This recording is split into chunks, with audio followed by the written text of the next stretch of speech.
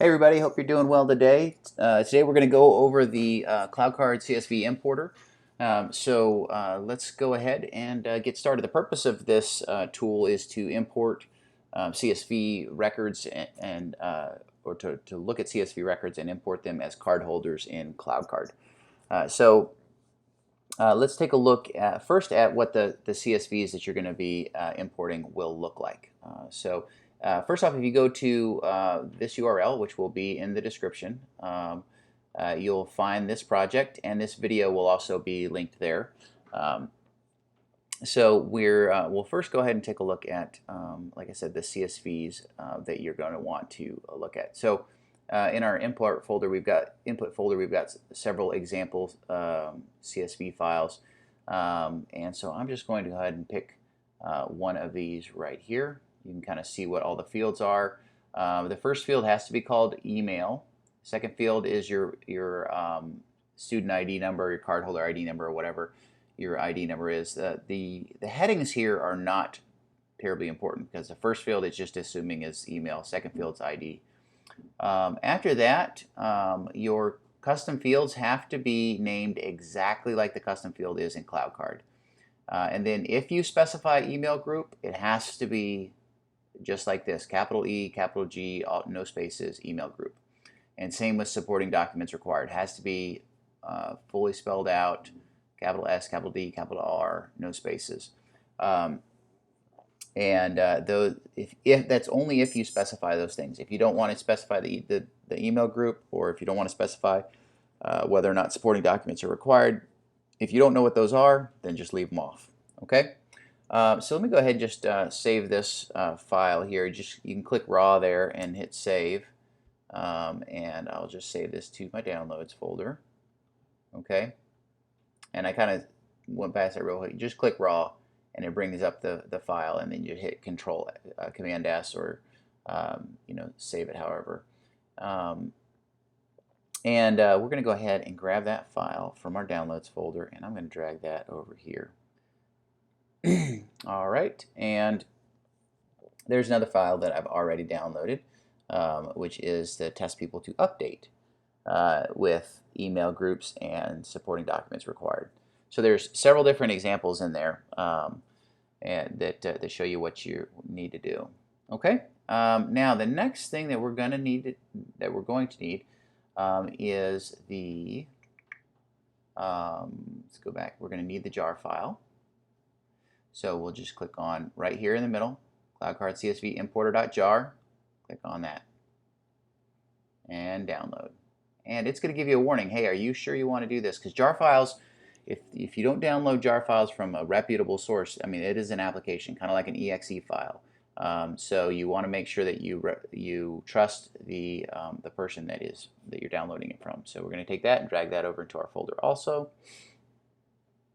All right, we'll go back up a level, and we're going to go ahead and grab this config template.properties. Okay, so we have a template config file, and we're going to go ahead and click raw on that and hit Control S to save it, or like I said, you can go File, Save Page As.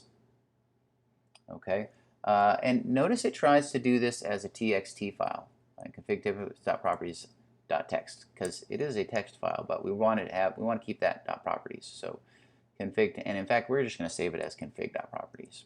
All right. It really doesn't, the name of it is not that important, but we're going to save it as config.properties because that's really a good name for it. So we'll take that and we're going to drag that properties file over here. Okay. And let's go on back over here. All right, let's see, we've got our properties file, we've got, okay, another thing we're going to need is, you're going to need the appropriate version of get token. Either if you're on Windows, you'll want the PowerShell script. If you're on Linux or Mac, you're going to want the shell script. So I am going to go ahead and grab that shell script, and I'm going to go raw and save that. All right, yep, save that to my downloads folder. And I'll drag that guy on over here. All right. I think I have everything that I need now. I've got my config file, my config template, and I've got my jar file. I've got my input files. So, okay, so let's go ahead and get this all set up. Okay, the first thing we're going to want to do is set up our directories. Okay, you need an input directory, an output directory, and a completed directory. Okay, now you can call them whatever you want, but those are good names for them. So we're going to go ahead and call them that. So new folder input, new folder output, and new folder completed.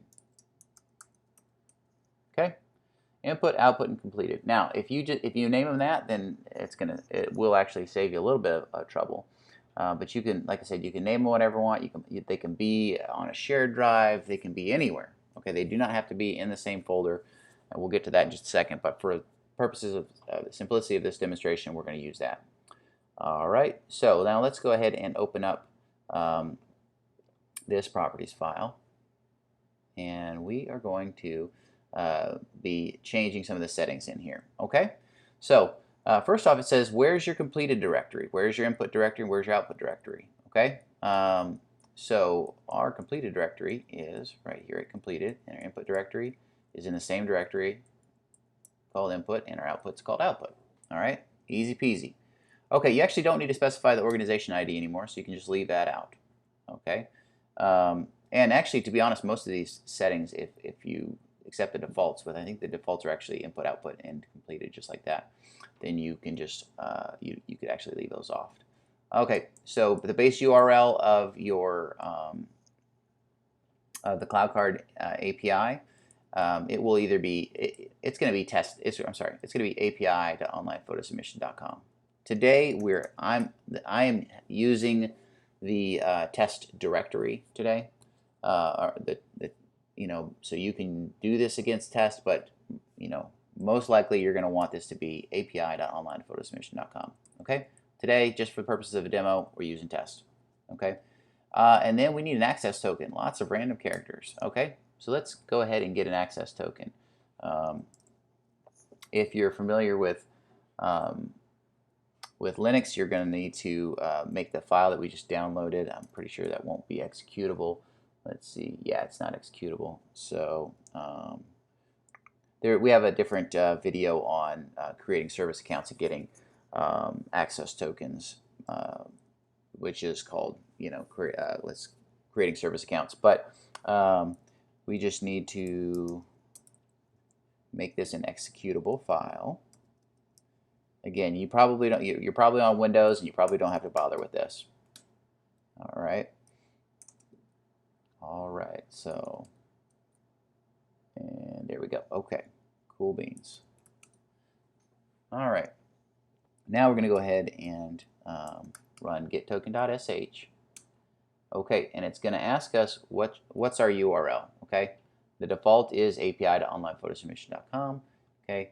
We are, and that's probably what you probably should want to hit enter. Like I said, I'm happen to be using test today just because it's convenient for me. Okay, and what's the name of your service account? Okay, you're going to want to create a service account. Again, there's a whole separate video on that.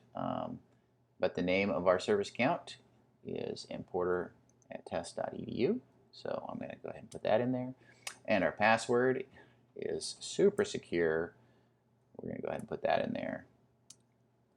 All right, and that gives me a login token. Okay, I'm going to go ahead and just drop that right there.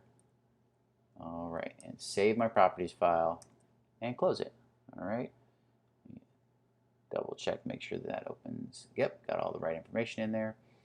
All right, so let's go ahead and leave that alone. We're done setting up configuring our properties. I can go ahead and get rid of this.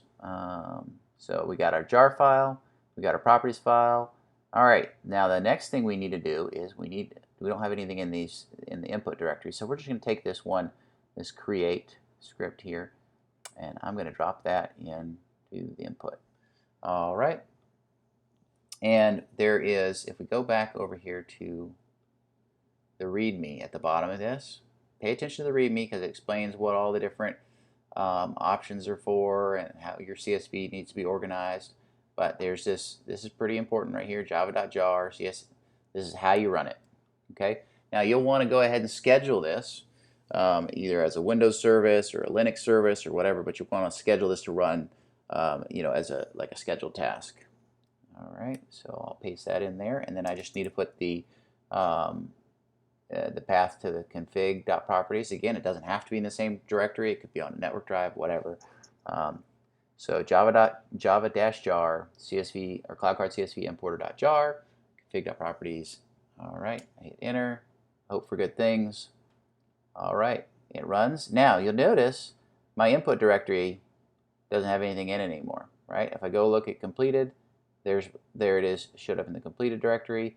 And if I look at test people, I'll see that it created successfully. So it creates this output, and it also, this is just the exact input file. Okay, this is exactly what we inputted. Just in case you need to rerun it or whatever, it just moves it out of that directory. But then here, this is the same thing, but with the status next to it. So that's what gets created in those 3 different directories. And it's that easy to create users. Now, we also sometimes want to update users. Okay, so how do we know if we're going to create or update? Okay, by default, the importer is set up to import, to create users, to create cardholders. However, if the file that you're uploading has the word update anywhere in it, okay, if it has the word update anywhere in it, then the CSV importer will do an update with the records in that file. Now the file looks exactly the same. Okay, it's just going to send an update command instead of an import command. And I will go ahead and run that now. I run it the exact same way. It's looking in the exact same directory. It's looking for any file with that ends in .csv, okay, and it's just checking. Just happens to be checking. It's going to run all the files, but if the file includes the word update, it'll do an update instead. So I'll go ahead and run that. It runs and it's done. Moves it to the output folder. I take a look here and I see that my update succeeded, right? And I changed person 1234567 to have this email address and this email group and so on and so forth. So that is pretty much it at a high level. Now, the CloudCard CSV Importer is an open source project. Okay, it is not strictly supported by CloudCard unless you have signed up for the A+ plan. If you've signed up for the A+ plan, then all the support is included. We'll get this all set up for you. If you want us to do a remote desktop and set it up, or if you want us to just do like a screen share and help you set it up, or if you just want to watch this video and have us leave you alone, you can probably set it up in no time yourself. So it's pretty straightforward, and there are other options out there. Just to be in all transparency, Vision Database Systems has a great tool called the Cloud Photo Connect, which will integrate CloudCard with just about anything. And then of course, if you're a Blackboard school, then CloudCard, or really Transact, sorry, not Blackboard anymore. If you're a Transact school, then Transact Online Photo Submission is already wired up to Transact. So using e-accounts. So anyway, hopefully that was helpful to you guys today. I hope you don't have any trouble getting this all set up. If you do, feel free to reach out to us. But like I said, it's really, if you're on the A+ plan, then we'll give you full support. If not, we'll help you as much as we can. We did write it, and we do want you to be happy with it for sure. But you may consider jumping up to the A+ plan if you want to have the integrations. All right. Well, have a great day and good luck.